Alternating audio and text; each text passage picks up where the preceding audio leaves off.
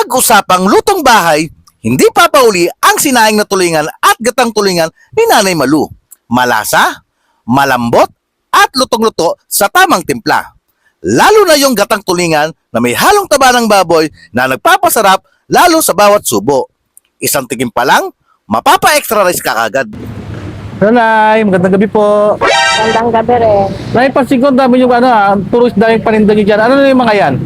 Gatang tulingan, Saka, sinaing na tulingan, malunggong na pangat, ano naman itong mga ano na to, naka-plastic na to? mga tuyo, tuyo. tuyo, puset, sapsap, Eto na, ano yan? lumpiang, galunggong. Ikaw yung pinakamasarap magluluto ng mga sinaing na, ano, ng mga tulingan na madam. Oo. Ano nga pala pangalan ni Nanay? Malu. Malu, Nanay Malu.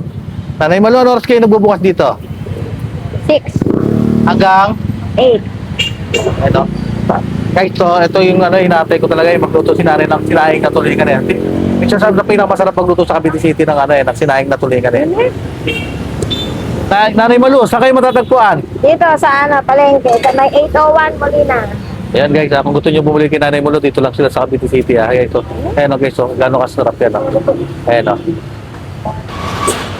So guys, dito tayo sa Cavite City. Tikman natin yung mga bestseller ni Nanay Malu rito. Katulad ng gatang tulingan guys. Ito meron siyang taba, may halong taba siya. Tignan natin yung taba syempre. Favorite natin yan Okay. Masarap talaga sa gata, may halong taba. Nagmamantiga siya. Tamahin ko na.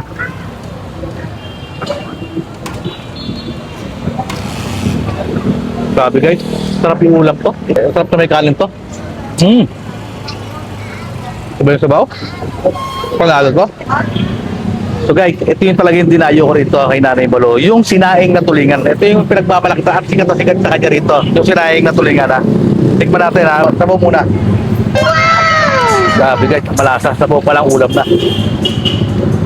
Siyempre tulingan, tikman natin. Kamain ko na.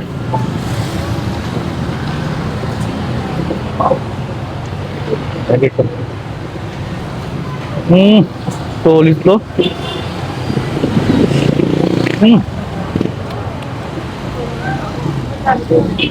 Ito.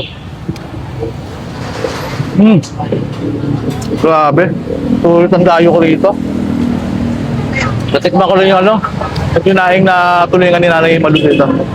So guys, kung gusto nyo matikman ang masarap na luto ni Nanay Malu, katulad-tulad ng ginatang tulingan, sinaing na tulingan, punta lang kayo rito sa Cavite City. Ano guys bibili na ako ng kanin. Mas masarap sa kanin to Paalam.